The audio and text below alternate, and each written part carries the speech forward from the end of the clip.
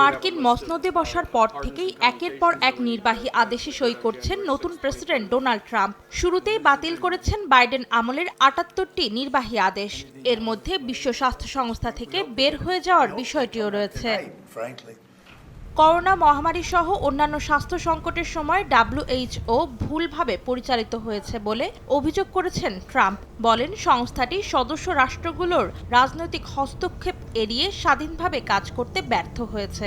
এছাড়া বৈশ্বিক স্বাস্থ্য সংস্থাটি চীন থেকে যে অর্থ পাচ্ছে তার তুলনায় বেশি অর্থ যুক্তরাষ্ট্র থেকে নিচ্ছে বলেও দাবি করেন ট্রাম্প। বিশ্ব স্বাস্থ্য সংস্থা থেকে যুক্তরাষ্ট্রকে প্রত্যাহার করার প্রক্রিয়া শুরু করতে সোমবার একটি নির্বাহী আদেশে স্বাক্ষর করেন তিনি। রয়টার্স জানায় এই পদক্ষেপের কারণে যুক্তরাষ্ট্র ১২ মাসের মধ্যে জাতিসংঘের স্বাস্থ্য সংস্থাটি থেকে বের হয়ে যাবে এবং সংস্থাটিকে দেওয়া সব ধরনের অনুদান বন্ধ করে দেবে। ট্রাম্পের এমন পদক্ষেপের সমালোচনা করেছে চীন। মঙ্গলবার এক সংবাদ সম্মেলনে দেশটির পররাষ্ট্র মন্ত্রণালয়ের মুখপাত্র গুও জিয়াকুন জানান, বিশ্ব স্বাস্থ্য সংস্থাকে শুধুমাত্র শক্তিশালী করা উচিত, দুর্বল করা নয়। বলেন, WHOর প্রতি দায়িত্ব পালনে চীন সংস্থাটির ওপর সমর্থন অব্যাহত রাখবে।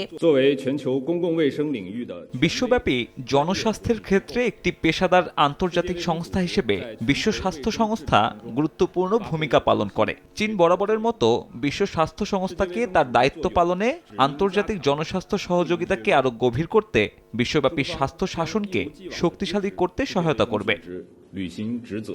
ট্রাম্পের এমন সিদ্ধান্তে দুঃখ প্রকাশ করেছে বিশ্ব স্বাস্থ্য সংস্থা। নতুন মার্কিন প্রেসিডেন্ট তার এই আদেশ পুনর্বিবেচনা করবে বলে আশা করছে সংস্থাটি। এদিকে এমন সিদ্ধান্তে বিশ্ব স্বাস্থ্য সংস্থা অনেক বেশি ক্ষতিগ্রস্ত হবে এবং এর প্রভাব মার্কিনদের ওপর পড়বে বলেও আশঙ্কা বিশেষজ্ঞদের। অন্তরা সেন, সময় সংবাদ।